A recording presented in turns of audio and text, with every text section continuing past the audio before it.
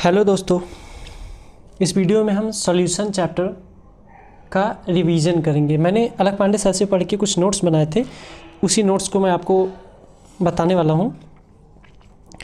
तो जल्दी से बस क्विक एनालिसिस होगा, हम जल्दी जल्दी इनके नोट्स को देख लेंगे, उसके बाद फिर जो हमने शॉर्ट नोट्स बनाए हैं उसको देख लेंगे और चैप्टर को क्लोज़ कर देंगे।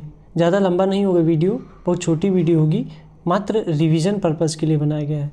तो चलिए स्टार्ट करते हैं। तो देखिए solution chapter. A solution is a homogeneous mixture of two or more substances which lose their individual identity and cannot be separated by simple method। ठीक है, ये सॉल्यूशन की डेफिनेशन हो गई जो कि बोर्ड लेवल तक आपको काम आ सकती है, और बाकी डेफिनेशन जेई में तो आएगा नहीं, क्वेश्चन ही आता है या फिर थ्योरेटिकल ऑप्शनल क्वेश्चन बना दिया जाएगा। तो हमारे सिलेबस में जो हमको पढ़ना है वो है बाइनरी सॉल्यूशन। हमारे सिलेबस में हमको जो पढ़ना है, क्या पढ़ना है? बाइनरी सॉल्यूशन हमको पढ़ना है। अब ये बाइनरी सॉल्यूशन क्या होता है? तो binary solution means a solution which have two components. ठीक है, एक सॉल्यूशन है, उसके अंदर दो कंपोनेंट है, उसी को बाइनरी सॉल्यूशन कहते हैं, और हमारे सिलेबस में हमको इतना ही पढ़ना है। ओके, सॉल्यूशन में सॉल्यूट होता है और एक सॉल्वेंट होता है। जनरली सॉल्यूट स्मॉलर अमाउंट में होता है और सॉल्वेंट लार्जर अमाउंट में होता है। ओके, एग्जाम्पल लिखा है 20% ऑफ इथेनॉल सॉल्यूशन। इसका मतलब क्या है? इसका मतलब है 20% इथेनॉल एंड 80%। ठीक है, 20% इथेनॉल और 80% वाटर। तो ये जो कम मात्रा में है ये सॉल्यूट है, और ये जो ज़्यादा मात्रा में है दैट इज सॉल्वेंट। ओके, फिर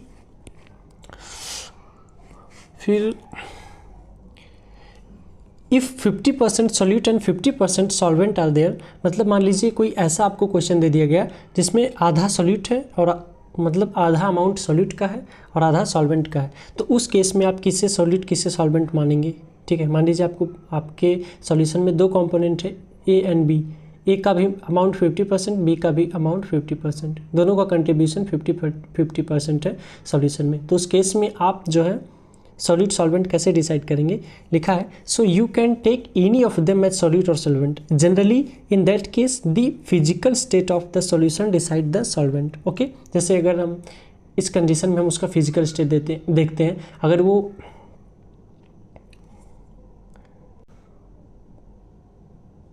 वो क्या कहा है कि physical state of the solution decide the solvent. मान लीजिए हमने 50 ग्राम शहद लिया और 50 ग्राम चीनी लिया, दोनों को मिक्स किया, तो अब ओवरऑल मान लीजिए एक जेली टाइप का वो बना, तो उसका फिजिकल स्टेट अभी भी कुछ लिक्विड सा है, तो जो शहद है उसको हम सॉल्वेंट मान लेंगे। ठीक है, उसका जो फिजिकल स्टेट है दैट विल डिसाइड सॉल्वेंट। कुछ इस प्रकार से ये डिफाइन करता है। खैर ये सब जरूरी नहीं है, इसको बस एक डेफिनेशन के तौर पे वैसे देख लीजिए रेंडमली।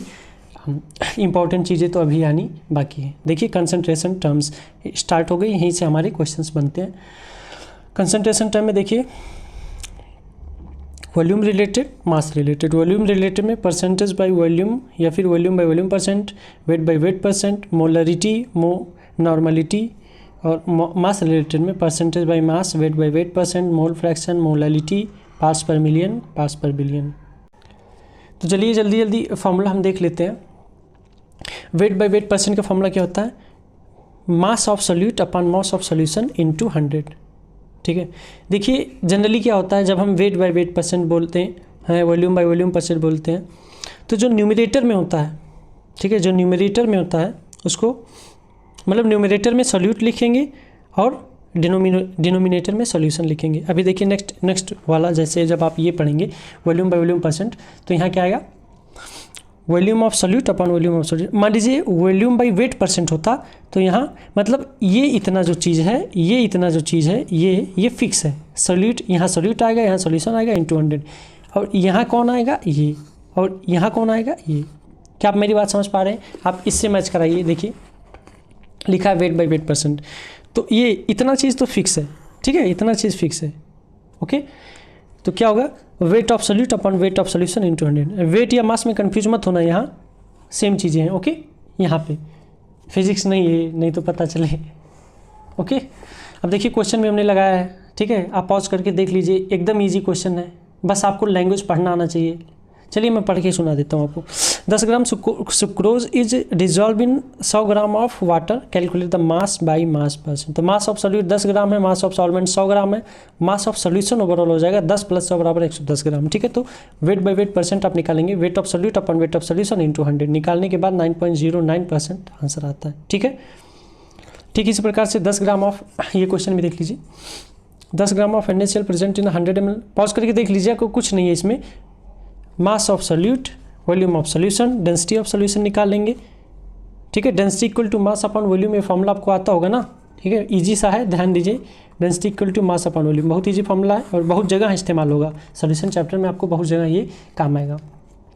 इसी की मदद से फॉर्मूले में रख देंगे, आंसर आ जाएगा। ठीक है, फिर ऐसे देखिए आता है वॉल्यूम बाई वॉल्यूम परसेंट। ठीक है, सेम चीज़ जैसे वो था ऐसे ये है, वॉल्यूम बाई वॉल्यूम परसेंट। उसके नीचे फिर आता है वेट बाई वॉल्यूम परसेंट।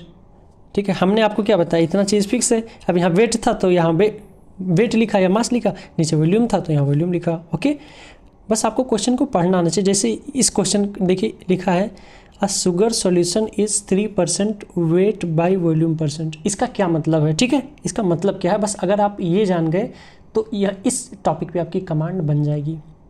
ठीक है, इसका मतलब होता है ऊपर वेट है नीचे वॉल्यूम है, कितना है वेट बाई वॉल्यूम परसेंट 3, मतलब 3 gram of sugar, 3 gram of sugar is present in 100 gram of solution. क्या आप मेरी बात समझ पा रहे हैं? हमने सॉल्यूट में मास को रखा और सॉल्यूशन में वॉल्यूम को रखा।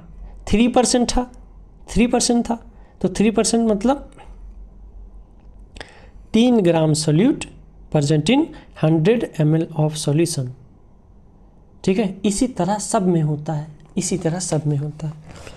कुछ एग्जांपल्स हैं, देख लीजिए। पॉज करके आप देखेंगे, मैं क्वेश्चन रीड कर दे रहा हूँ, आंसर आप पॉज करके देख लीजिए। Sugar solution is 10% wait by volume, find wait by wait percent if density of the solution is 1.25 gram per ml।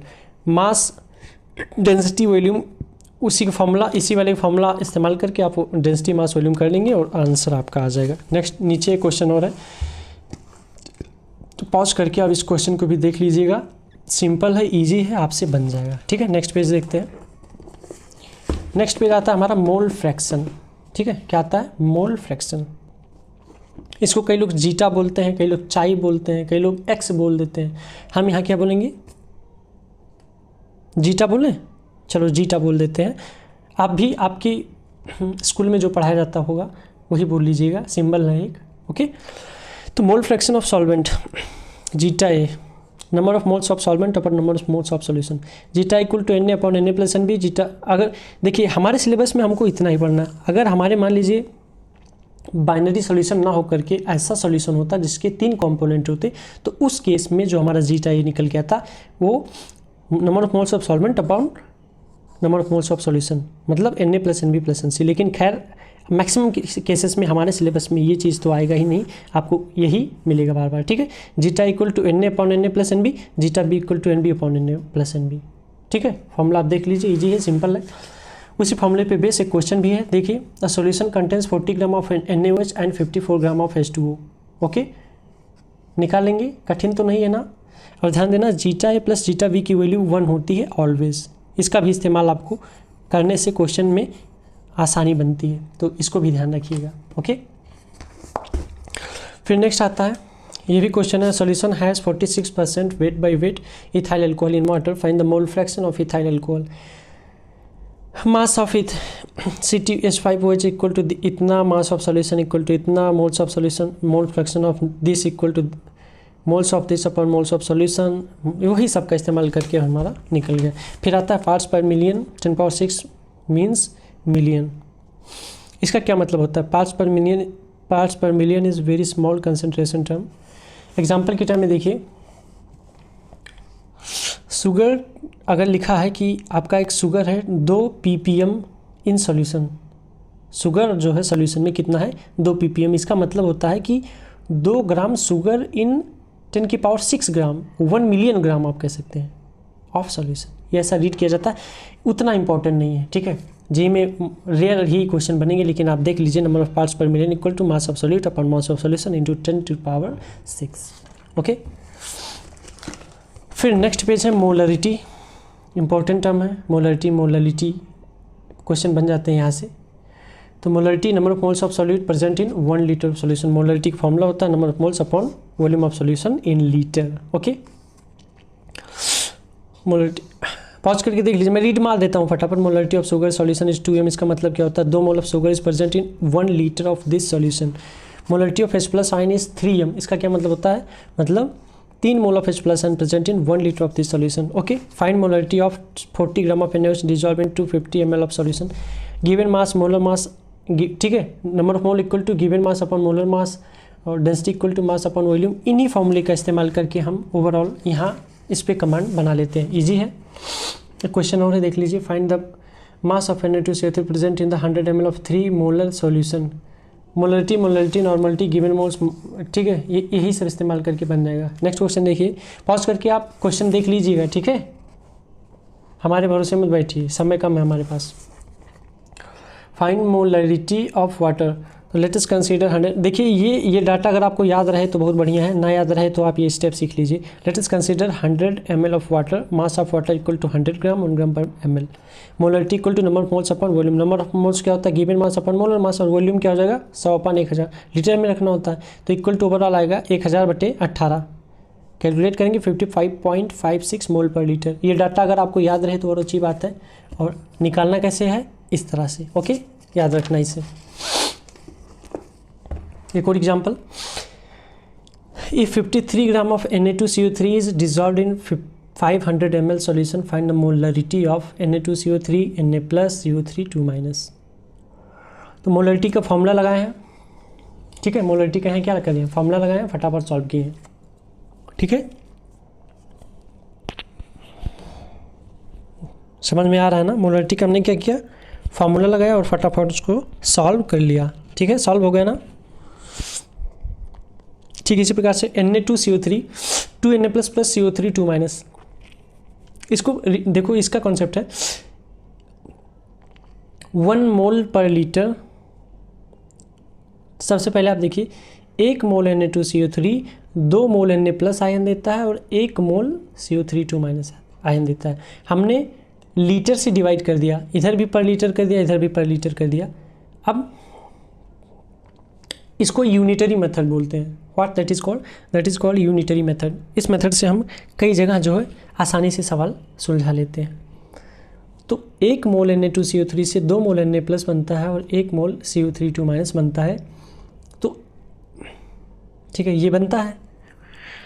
तो 1 मोल पर लीटर, चूँकि हमने निकाला है Na2CO3 का जो मोल पर लीटर या फिर जो कंसनट्रेशन निकल के आया है, जो मोलरिटी निकल, ध्यान देना, कंसनट्रेशन टर्म और मोलरिटी टर्म ये दोनों सेम चीज़ें हैं, कंफ्यूज मत होना।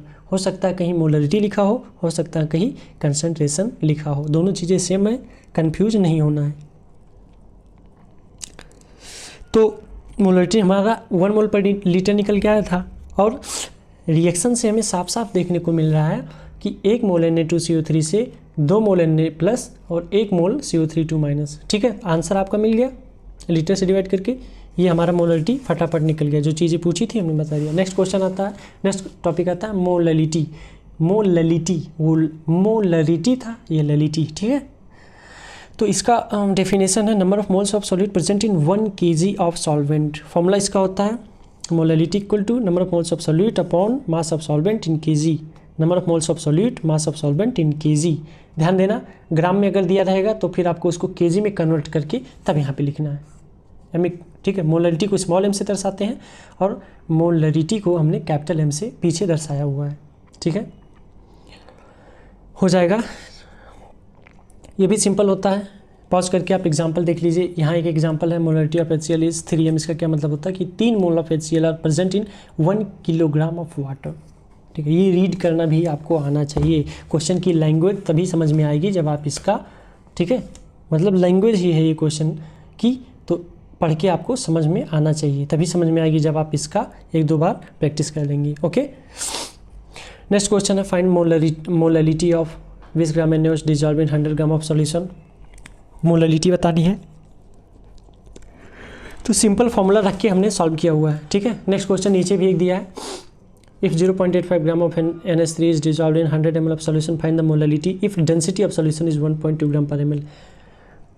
तो जो मैंने आपको बताया है density equal to mass upon volume, इन्हीं सब का इस्तेमाल करके इस क्वेश्चन को सॉल्व किया गया। मैंने सॉल्व किया हुआ है, आप इसको देख लीजिएगा पॉज करके, okay. Next topic, equivalent wait.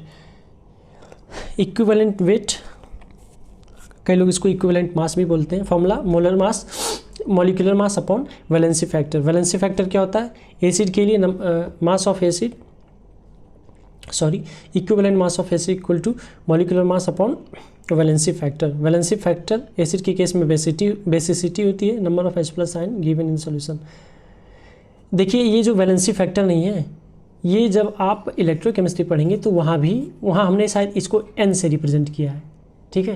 Electrochemistry में आपको बहुत काम आएगा। और हमने वहाँ ट्रिक बनाया है कि वैलेंसी फैक्टर वो होता है number of electrons transferred in the reaction, और सेम चीज़ें आप यहाँ भी इस्तेमाल कर सकते हैं, ठीक है। H3PO3 के केस में नंबर ऑफ इलेक्ट्रॉन ट्रांसफर कितने होंगे? 3।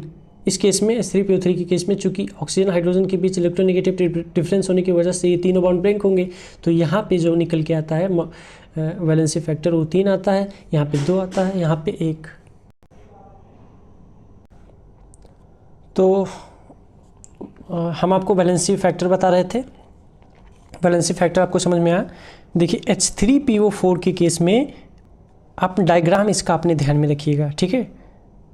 उसमें आपको आसानी होगी वैलेंसी फैक्टर लिखने में, ठीक है।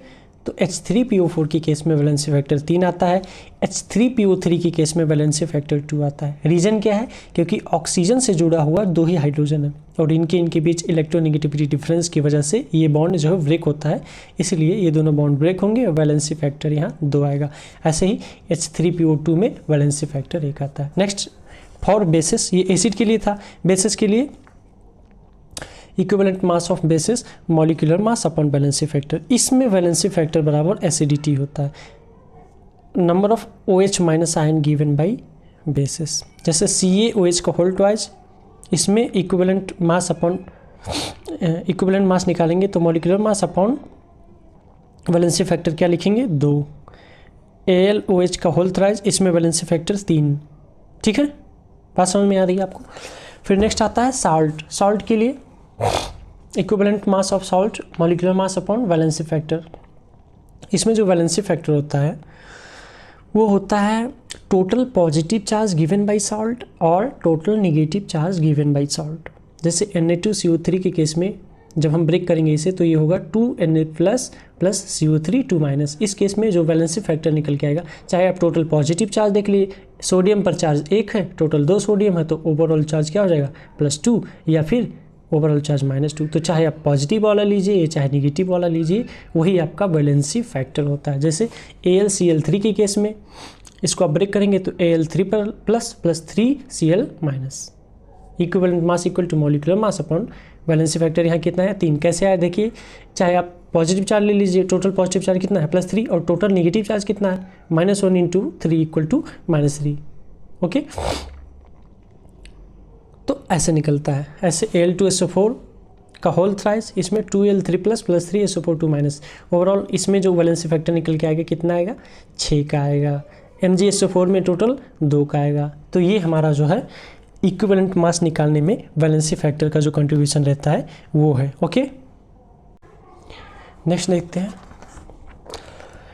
नेक्स्ट टॉपिक हमारा स्टार्ट होता है वेपर प्रेशर। ये क्या होता है? डेफिनेशन देख लीजिए। At equilibrium condition the vapour exerted by the gas molecule over the liquid surface is called vapour pressure. Equilibrium में वेपर जो प्रेशर लगाता है लिक्विड के सरफेस पे, उसी को वेपर प्रेशर कहते हैं। यहाँ पे जैसे देखिए, container should be close. Container के अंदर कुछ हमारे सॉल्यूशन है, लिक्विड है, और उसके ऊपर ये गैसेस जो प्रेशर लगा रहे हैं, that is called vapour pressure. Factors on which vapour pressure depend, it does not depend upon shape and size of container, ठीक है। शेप साइज पर डिपेंड नहीं करता है। It depends upon nature of substance, substance के nature पे depend करता है, ओके। अब हमारा सब्सटेंस हमारे सिलेबस में 2 टाइप्स के मिलेंगे आपको, वोलेटाइल मिलेंगे, नॉन वोलेटाइल। वोलेटाइल क्या होता है? जिसका वेपर बनता है, और नॉन वॉलेटाइल जिसका वेपर नहीं बनता है। ठीक है, एग्जाम्पल के लिए वाटर हो गया, मेथेनॉल, एथेनॉल, बेंजीन, टॉलुइन। ठीक है, मतलब इसका जो पी नॉट निकल के, इसका जो प्रेशर, वेपर प्रेशर निकल के आएगा, कुछ ना कुछ आपको मिलेगा, मतलब वो जीरो नहीं होगा। P naught is not equal to zero, वो जीरो नहीं होगा। वोलेटाइल में वेपर जीरो नहीं होगा, कुछ ना कुछ वो वेपर प्रेशर देगा। नॉन वोलेटाइल मतलब उसका जो वेपर प्रेशर निकल के आएगा जीरो होगा। आप सिंपली याद रखिए कि वोलेटाइल माने जिसका भाप बन सके वो वोलेटाइल, जिसका जो वेपराइज हो सके वो वोलेटाइल, जो ना वेपराइज हो सके वो नॉन वोलेटाइल। सिंपल सा कॉन्सेप्ट है। हमारे सिलेबस में नॉन वोलेटाइल में आपको 3 ही लोग मिलेंगे। कौन कौन? Urea, glucose, sucrose. सुक्रोज को केन शुगर भी कहते हैं, तो ध्यान रखिएगा। यही तीनों आपको देखने को मिलेंगे, इससे ज़्यादा कुछ नहीं पूछेगा, पक्का देखना। पक्का 100% श्योर तो नहीं हूँ, बट 99% आपको यही तीनों देखने को मिलेंगे। ठीक है,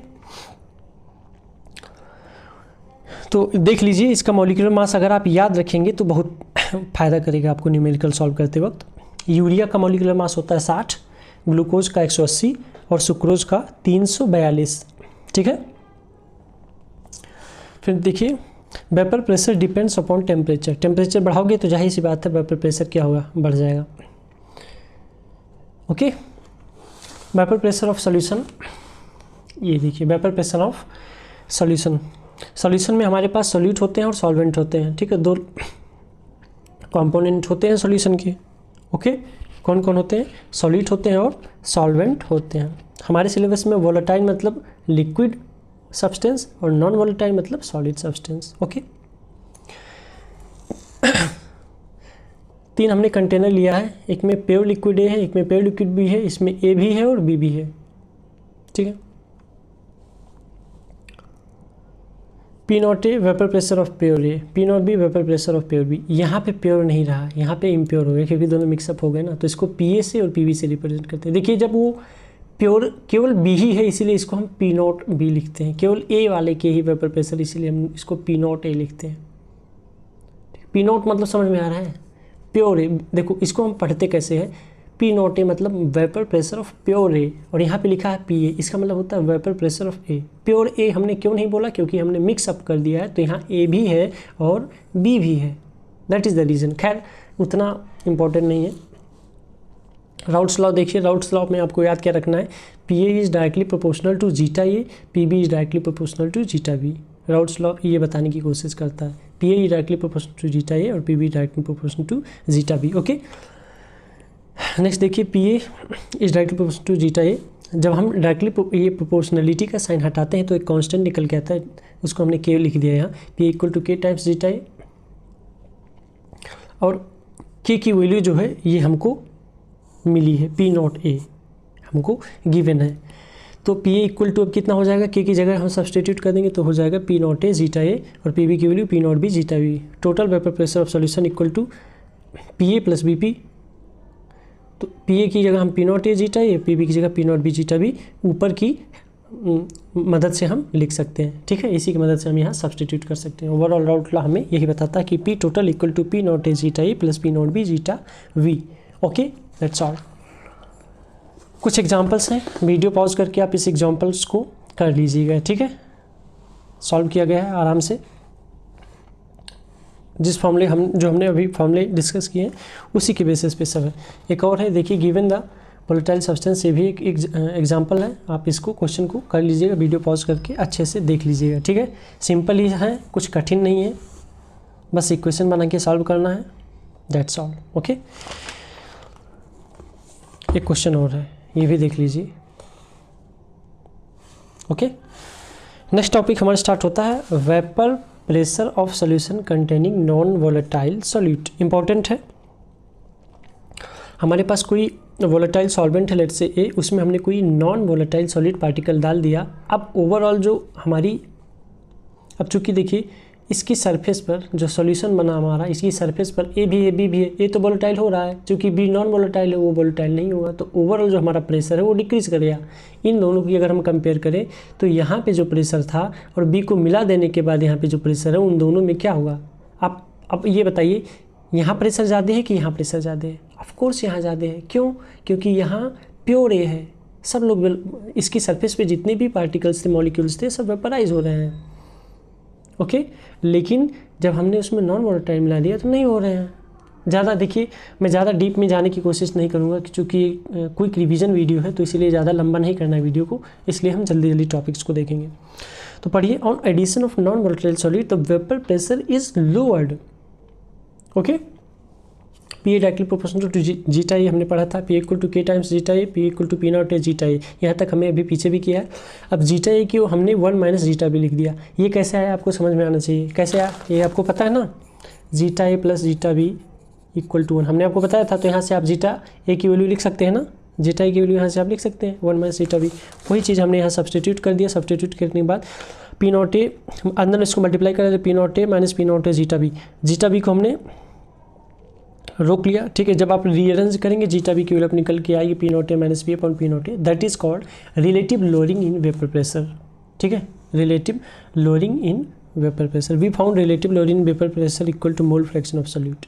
याद रखिए, फॉर्मूला इंपॉर्टेंट है, यूज होता है न्यूमेरिकल्स में।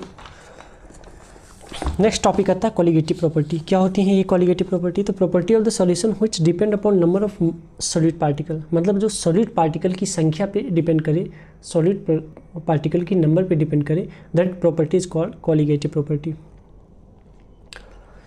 And does not depend upon the nature of solid particle, okay.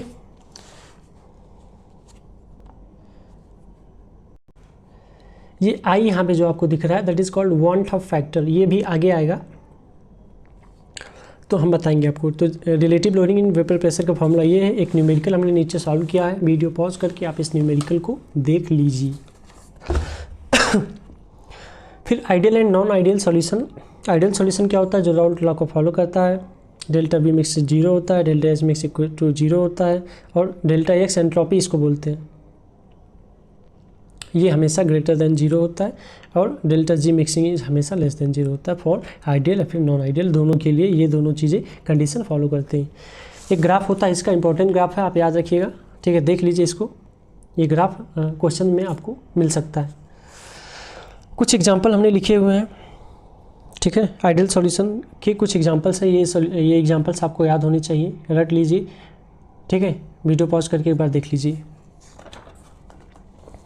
ठीक इसी प्रकार से non ideal solution, do not follow Raoult's law, delta B mix is not equal to 0, delta H mix is not equal to 0, ठीक है, और delta x mix जो हमने बताया है, डेल्टा एक्स वाला और डेल्टा जी वाला, वो आइडियल नॉन आइडियल दोनों ही केसेस में सेम होती है, ओके।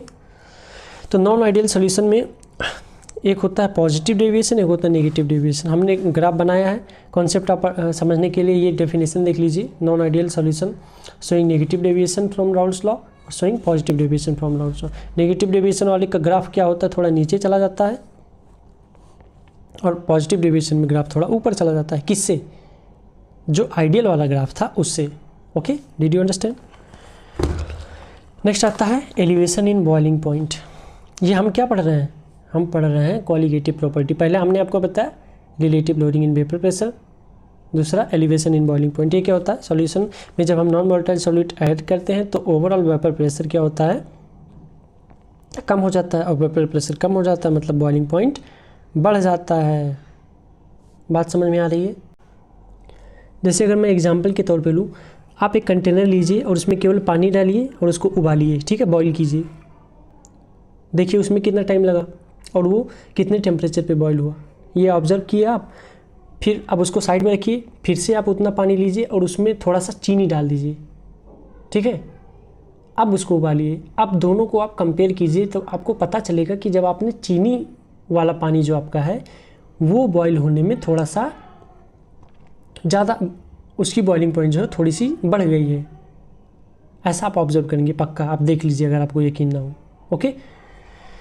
तो यही कॉन्सेप्ट है कि सॉल्यूशन में नॉन वोलेटाइल सॉल्यूट डालते हैं, वेपर प्रेशर कम हो जाता है और ओवरऑल हम देखते हैं कि बॉइलिंग पॉइंट उसकी बढ़ जाती है। बॉइलिंग पॉइंट क्या होता है? It is the temperature at which the vapour pressure of the solution becomes equal to the atmospheric pressure. ये इसका डेफिनेशन भी ध्यान में रखिएगा, हो सकता है स्टेटमेंट बेस्ड सवाल आ जाए तो ध्यान रखिएगा इसको। इसका ग्राफ कुछ इस प्रकार से होता है, delta T B equal to T B minus T naught B. Example के केस में हमने पानी वाला और चीनी वाला एग्जाम्पल यहाँ लिखा है, देख लीजिएगा। Experimentally delta T B directly proportional to molality, proportionality का साइन हटाएंगे के वी आएगा। ये आई के बारे में अभी आपको बाद में बताता हूँ, ज़्यादा कुछ नहीं उसमें, आई को क्वांटम फैक्टर बोलते हैं। ओके, तो के वी की वैल्यू आपको क्वेश्चन में दी रहेगी, आप सब्सटीट्यूशन, ये मोलरिटी अभी पीछे हमने आपको बताया फॉर्मूला, बस उसी का इस्तेमाल करके पुट कीजिएगा, वैल्यू आपको निकल गया। ये क्वेश्चन और यूनिट देख लीजिए, सब पॉज करके देख लीजिए। कुछ क्वेश्चन भी हमने किया है, एग्जाम्पल ये पहला क्वेश्चन देखिए, उसके बाद ये नीचे दूसरा क्वेश्चन भी देख लीजिए, ठीक है।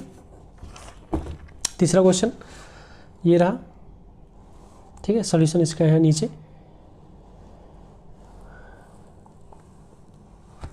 ओके, समझे। नेक्स्ट टॉपिक हमारा आता है डिप्रेशन इन फ्रीजिंग पॉइंट, ठीक है, डिप्रेशन इन फ्रीजिंग पॉइंट, ये हमारा नेक्स्ट क्वालिटेटिव प्रॉपर्टी है। ये क्या आता है, देखिए, जब हम मान लीजिए हम एक सॉल्यूशन लेते हैं, उसमें हम नॉन वोलेटाइल सॉल्यूट ऐड करते हैं, उससे हमारा वेपर प्रेशर घट जाता है और उसकी जो फ्रीजिंग पॉइंट है वो भी घट जाती है। अभी आपको यकीन नहीं होता तो फिर से आप क्या करिए, चीनी पानी वाला एग्जाम्पल लेके देख लीजिए। आप केवल पानी को ठंडा कीजिए, ठीक है, और पानी में चीनी डाल के ठंडा कीजिए, आप देखिए कि कौन पहले ठंडा हो जा रहा है, ठीक है।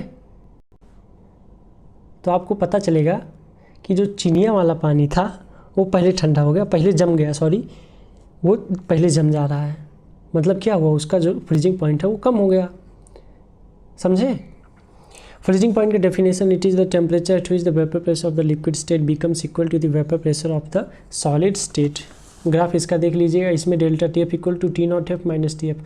पीछे आपने क्या पढ़ा, delta T B equal to, पीछे आपने क्या पढ़ा, delta T B equal to T B minus T naught B, और यहाँ T naught F minus T F. बस ये हल्का सा स्लाइट इसमें डिफरेंस है दोनों में, यही ध्यान रखना होता है।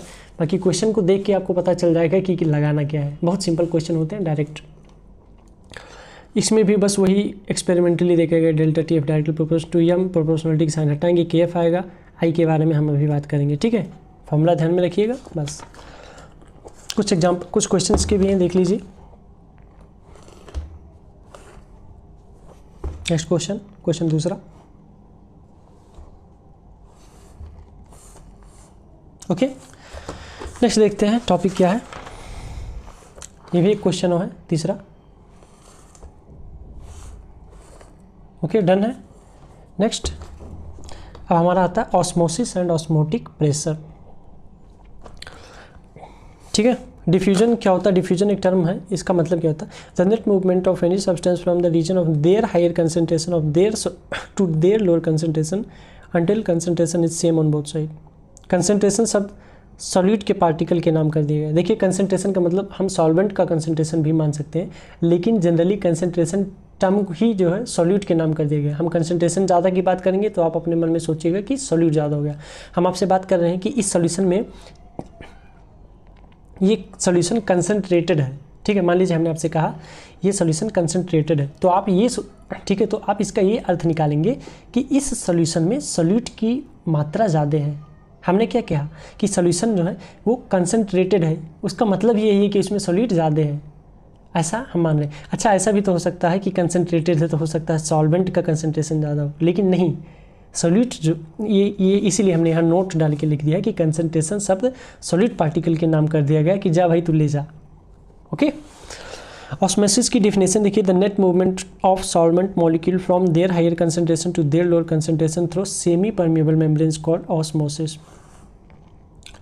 इसी चीज़ को हम घुमा के डेफिनेशन इस तरह भी लिख सकते हैं, the net movement of solvent molecule from lower concentration of solution to higher concentration of solution. दोनों का मतलब सेम ही है। ये देर वाला टर्म जो है इसका अपना इंपॉर्टेंस है, बस इसी में बच्चे थोड़े कंफ्यूज हो जाते हैं, अदरवाइज इसमें कंफ्यूजन की कोई बात नहीं है। Semi permeable membrane, animal membrane, cellophane, Cu2Fe का होल 6। ये ग्राफ आप ध्यान में रखिएगा, फिगर, सॉरी, ये फिगर आप ध्यान में रखिएगा, दैट्स ऑल। ये देखिए ऑस्मोटिक प्रेशर क्या होता है, ठीक है। तो ये डायग्राम भी इंपॉर्टेंट है, ये यहाँ सॉल्यूशन है, यहाँ प्योर सॉल्वेंट है। सेमी परमेबल मेम्ब्रेन अगर हम डाल देंगे तो क्या होगा, सेमी परमेबल अगर हमने मेम्ब्रेन डाल दिया तो सॉल्वेंट, यहाँ प्योर सॉल्वेंट है, तो प्योर सॉल्वेंट है, यहाँ सॉल्यूशन है, मतलब सॉलिड सॉल्वेंट दोनों है। तो सॉल्वेंट के जो पार्टिकल है वो फ्लो करने लगेंगे, दोनों में कंपेयर आप करेंगे तो यहाँ जो है सॉल्वेंट जो है ज़्यादा है, और ये सेमी परमेबल मेम्ब्रेन के थ्रू सॉल्वेंट ही बह सकता है, सॉलिड बह ही नहीं सकता। ठीक है, क्यों? क्योंकि सॉलिड का पार्टिकल ऐसा माना जाता है कि वो बड़ा होता है, तो वो इसके थ्रू पास नहीं कर पाएगा। ओके, तो डेफिनेशन देखिए ऑस्मोटिक प्रेशर की। The net movement of solvent molecule from solvent to solution can be stopped by applying some extra pressure over solution side. इस सॉल्यूशन के साइड पे हमने कुछ एक्स्ट्रा प्रेशर डाला, जिसकी वजह से इसका जो फ्लो है वो स्टॉप हो गया, तो उसको हम क्या बोलते हैं? Osmotic pressure. That extra pressure is called osmotic pressure. ऑस्मोटिक प्रेशर की डायरेक्ट आप डेफिनेशन याद रखिए, बाकी कुछ नहीं। Pi equal to I into M R T. Pi से रिप्रेजेंट करते हैं ऑस्मोटिक प्रेशर को, एम क्या है? मोलरिटी।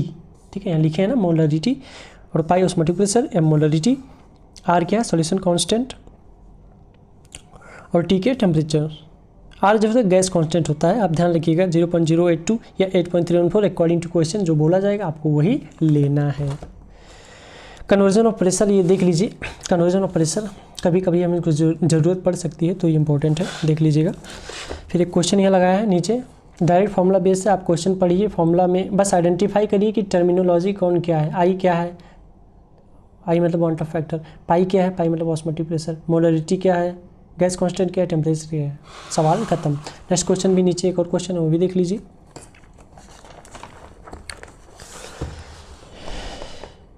आइसोटोनिक मतलब होता है सेम ऑस्मोटिक प्रेशर, और आइसोटोनिक मतलब सेम ऑस्मोटिक प्रेशर। ध्यान रखिएगा, टर्म आपको फंसा सकता है। हाइपोटोनिक मतलब लेस ऑस्मोटिक प्रेशर, हाइपरटोनिक मतलब मोर ऑस्मोटिक प्रेशर। ठीक है, नीचे के एग्जांपल लिखे हैं, देख लीजिए क्वेश्चन, पॉज करके देख लीजिएगा। रिवर्स ऑस्मोसिस हालांकि उतना इंपॉर्टेंट नहीं है, बस इसका कॉन्सेप्ट इतना सा है कि हमने ऑस्मोटिक प्रेशर में हमने क्या किया था? इस फ्लो को रोक दिया था। अगर आप सॉल्यूशन साइड और प्रेशर डालेंगे तो ये रिवर्स फ्लो होना, मतलब फ्लो तो पहले इधर से इधर हो रहा था, फ्लो कैसा हो रहा था? सॉल्वेंट से सॉल्यूशन की ओर हो रहा था, लेकिन अगर आपने एक्स्ट्रा प्रेशर मतलब ऑस्मोटिक प्रेशर से भी एक्स्ट्रा प्रेशर डाल दिया सॉल्यूशन साइड पर, तो इसका रिवर्स फ्लो होने लगता है। That is called reverse osmosis. इसको बोलते हैं ऑस्मोसिस और इसको बोलते हैं रिवर्स ऑस्मोसिस। तो ये प्रोसेस होना लगता है। जो आरओ हमारे घर में होता है ना, लगे होते हैं, वो इसी कॉन्सेप्ट पे काम करते हैं। तो if we apply more pressure और solution then reverse osmosis process begins. Desalination एक टर्म है, देख लीजिए, removal of impurity like salt from sea water and give a fresh water, this is called desalination. Desalination. फिर आता है हमारा van't Hoff factor. इसके कंसेप्ट बहुत डीप है, तो आपको ज़्यादा डीप में घुसना ही नहीं है। आप डायरेक्ट फॉर्मूला देखिए वांट ऑफ फैक्टर का, और आपको ये पेज अगर आप चाहें आप पढ़ सकते हैं। वांट ऑफ फैक्टर का इंपॉर्टेंस बस इतना है कि जितने भी हमने क्वालिटेटिव प्रॉपर्टी पढ़ी है उसमें वांट ऑफ फैक्टर से सब में मल्टीप्लाई करना है। इसमें आई से, इसमें आई से, इसमें आई से, इसमें आई से, ठीक है, वांट ऑफ फैक्टर से सब में मल्टीप्लाई करना है। इन केस अगर कहीं डिसोसिएशन या एसोसिएशन का मामला आ जाए सोल्यूशन में, तो वहाँ वांट ऑफ फैक्टर का इस्तेमाल होता है। ठीक है, डायरेक्ट फॉर्मूले पे हम आते हैं। ये पॉज करके आप देख लीजिएगा, ये चीज़ें हमने नीचे लिखा हुआ है। ठीक है, कॉन्सेप्ट इसका अच्छा है वांट ऑफ फैक्टर का। हम डायरेक्ट फॉर्मूला देखेंगे। आई का फॉर्मूला होता है वांट ऑफ फैक्टर। आई हमें बताता है कितने गुना पार्टिकल का नंबर ऑफ मोल्स बढ़ रहा या घट रहा। आई का फॉर्मूला होता है total number of moles of solute after dissociation upon before dissociation. Okay, अभी इसके कॉन्सेप्ट को अभी जब आप शॉर्ट नोट्स में, अभी मैं आपको बताऊंगा, शॉर्ट नोट्स में 2-3 पेज में आपको ख़त्म कर दूंगा पूरा चैप्टर, तब आपको अच्छे से समझ में आएगा। आई की वैल्यू आप वीडियो पॉज करके यहाँ देख सकते हैं, हमने समझाने की कोशिश की है। नीचे देखिए एक फॉर्मूला है, यही फॉर्मूला भी शॉर्ट नोट्स में आएगा और इसी से पूरे के पूरे क्वेश्चन बनते हैं। ओके, देख लीजिए जो चीज़ें हमने लिखी है, जो थ्योरीज हमने लिखी हैं, समझाने की कोशिश की है, देखिए। ठीक है, ये भी शॉर्ट नोट्स का फॉर्मूला है, अभी आएगा शॉर्ट नोट्स में।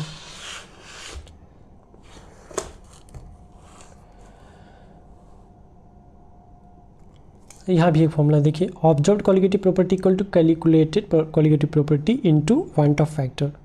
ओके, ये भी एक फॉर्मूला है। बस यही चार चीज़ आपको याद रखना है और कुछ नहीं, ठीक है। आई निकालने के लिए जो फॉर्मूला है शॉर्ट नोट्स में अभी मैं आपको बताऊंगा, ये वाला फॉर्मूला एक और एक जो पीछे था वही दोनों फॉर्मूला आपको मैं बताऊंगा। बस क्वेश्चन कुछ देख लीजिए वांट ऑफ फैक्टर से पे बेस। पहला क्वेश्चन, दूसरा क्वेश्चन और ये रहा तीसरा क्वेश्चन।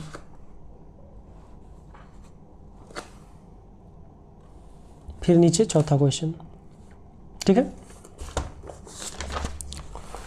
पांचवा क्वेश्चन, ये टॉपिक बहुत इंपॉर्टेंट है, वांट ऑफ फैक्टर कॉन्सेप्ट अगर आप नहीं समझे हैं तो आपको बहुत प्रॉब्लम करेगा, पूरा सोल्यूशन चैप्टर आपको कंफ्यूज करके रखेगा अनटिल और unless you are not going to understand the topic van't Hoff factor. तो देख लीजिए एग्जांपल्स, मैंने सारे क्वेश्चंस आपको दिखा दिए हैं, वीडियो को पॉज करके आप इन सबको देख सकते हैं। ओके, नेक्स्ट आता है एबनॉर्मल मोलर मास। डायरेक्ट आप एक फॉर्मूला याद रखिए, i equal to normal molar mass upon abnormal molar mass. अगर आएगा तो यही आएगा, इससे बाहर आपको कुछ नहीं पढ़ना है, ठीक है। Are getting the point what entry से दिखा दे रहा हूँ आपको, अगर आपको ज़रूरत होगी तो आप इसको पॉज करके देख लीजिए, पढ़ लीजिएगा। नेक्स्ट कॉन्सेप्ट आता है सॉल्युबिलिटी का। ये क्या होता है, अमाउंट ऑफ सब्सटेंस या सॉल्यूट। तो नेक्स्ट कॉन्सेप्ट आता है सॉल्युबिलिटी का, पॉज करके पढ़ लीजिए, ज़्यादा इंपॉर्टेंट नहीं है, ज़्यादातर आपको वहीं कॉलिगेटिव प्रॉपर्टी से ही क्वेश्चंस आएंगे, ये याद रखिएगा। जनरली एक्जोथर्मिक में टेम्परेचर बढ़ाने पे सॉल्युबिलिटी घटती है। हेनरी लॉ नीचे लिखा है, the solubility of gas in a liquid is directly proportional to the partial pressure of that gas above liquid surface.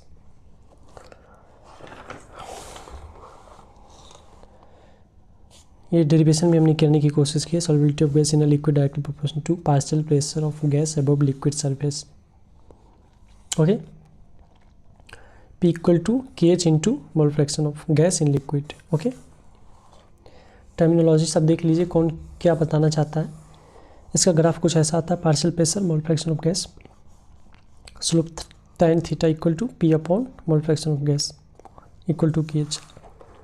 ये टर्म नीचे जो हमने आपको बताने की कोशिश की है, aquatic animals more comfortable in cold water in comparison to warm water. इसका रीज़न क्या है, क्योंकि कोल्ड वाटर में सॉल्युबिलिटी ज़्यादा होती है। केज बढ़ाने से, यहाँ पे हमने लिखा है ना, केज बढ़ाने से मोल फ्रैक्शन ऑफ गैस बढ़ता है, सॉल्युबिलिटी घटती है, ठीक है। बट जनरली हमने देखा है it is in that temperature बढ़ाने से केज तो बढ़ता है, ठीक है, केज बढ़ता है, मोल फ्रैक्शन ऑफ गैस घटता है, सॉल्युबिलिटी ऑफ गैस घटती है। इसी रीजन की वजह से कोल्ड वाटर में जो एक्वाटिक एनिमल है वो मोर कंफर्टेबल होते हैं in comparison to warm water. ये याद रखिएगा कॉन्सेप्ट। हम जानते हैं हमको केएच में टेम्परेचर में इसी में कन्फ्यूज़न होता है, तो इसको आप थोड़ा ध्यान से देखिएगा कि केएच बढ़ाने से क्या होगा, मोल फ्रैक्शन ऑफ गैस घट जाएगा, सॉल्युबिलिटी घटेगी या बढ़ेगी, इसी में कन्फ्यूज़न होता है, इसको आप देख लीजिएगा। ओके, एक एग्जाम्पल हमने यहाँ किया है, देख लीजिए।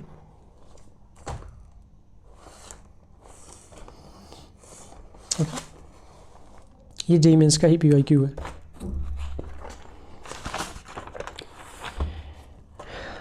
कुछ theoretical real life example of Henry's law, anoxia, soda bottle fizzes when opened.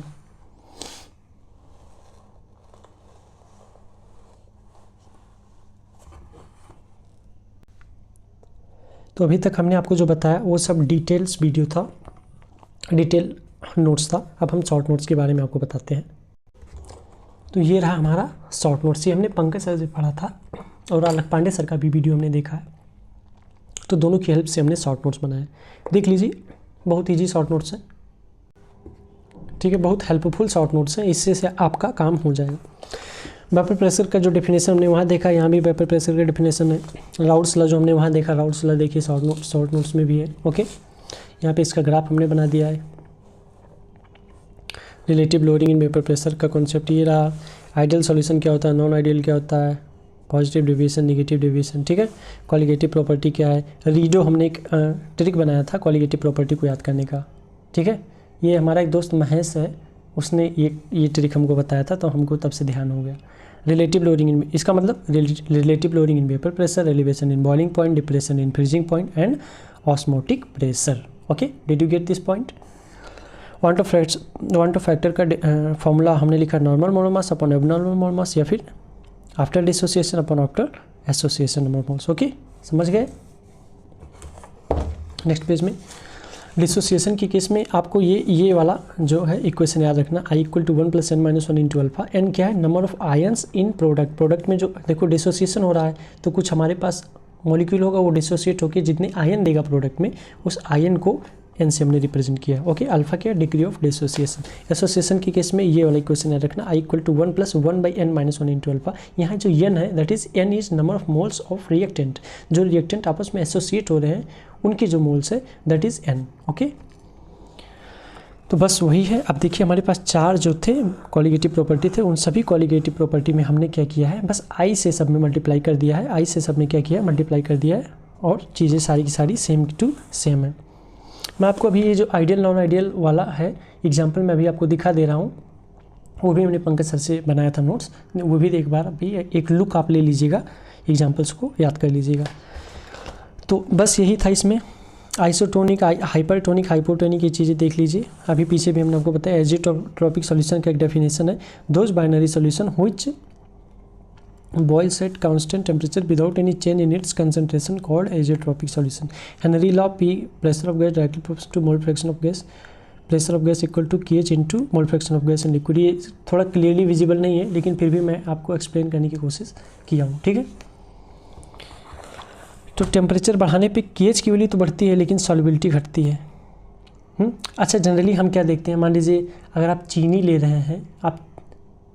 रहे हैं और उसको आपने मान लीजिए किसी कंटेनर में डाल दिया, पानी में मान लीजिए आपने डाल दिया, और टेम्परेचर बढ़ाएंगे तो क्या होगा? सॉल्युबिलिटी बढ़ जाती है, चीनी जल्दी जल्दी घुल जाता है। लेकिन गैस के केस में ऐसा नहीं होता, आपने टेम्परेचर बढ़ा दिया तो सॉल्युबिलिटी की जो गैस की सॉल्युबिलिटी है वो घट जाती है। अगर आप चीनी पानी के एग्जाम्पल लेंगे और मछली पानी के एग्जाम्पल लेंगे तो कन्फ्यूज होकर गलत कर देंगे आंसर, ठीक है। तो ये बात आपको ध्यान रखनी है कि मछली वाले केस में जो एग्जांपल हमने देखा एक्वेटिक एनिमल वाला, वहाँ पे अगर आप टेम्परेचर बढ़ाएंगे तो सॉल्युबिलिटी घटेगी, लेकिन चीनी पानी वाले एग्जांपल में अगर आपने टेम्परेचर बढ़ाएंगे तो सॉल्युबिलिटी बढ़ जाएगी। अंडरस्टूड? तो चलिए हम वो पंकज सर वाला वो आइडियल नॉन आइडियल सोल्यूशन वाला मैं आपको एग्जांपल दिखा दूँ। तो वो ये रहा, ठीक है। आइडियल सोल्यूशन, ऑबियराउड्स law, positive deviation, negative deviation, non ideal वाला ये ग्राफ हमने बताया। सिंपल से मस्त आप देख लीजिएगा, कॉन्सेप्ट सब एकदम इजीली एक्सप्लेन्ड है। एग्जांपल्स आपको रटना पड़ेगा। देखिए, mole fraction in vapour phase उतना इंपॉर्टेंट नहीं है, लेकिन कभी कभार ये आ सकता है, तो आप पॉज करके इसको भी देख लीजिए, ठीक है। क्वालिटेटिव प्रॉपर्टी, यहाँ मैंने नोट में लिखा है lowering vapour pressure qualitative property नहीं है, लेकिन relative lowering in vapour pressure qualitative property है। ध्यान रखिएगा, है हो सकता है कभी स्टेटमेंट बेस्ड क्वेश्चन आ जाए।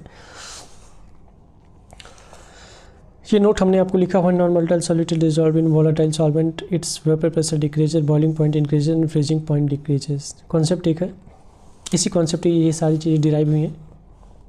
ये तो हमने अभी आपको ऊपर बताया ही था, एसोसिएशन के केस में ये फॉर्मूला, डिसोसिएशन के केस में ये फॉर्मूला। बस यहीं पे आपका जो है ये चैप्टर फिनिश होता है। ओके, तो मस्त से आप रिवाइज कीजिए, क्वेश्चंस को आप देख लीजिए, बाकी मिलते हैं नेक्स्ट वीडियो में। Okay, bye.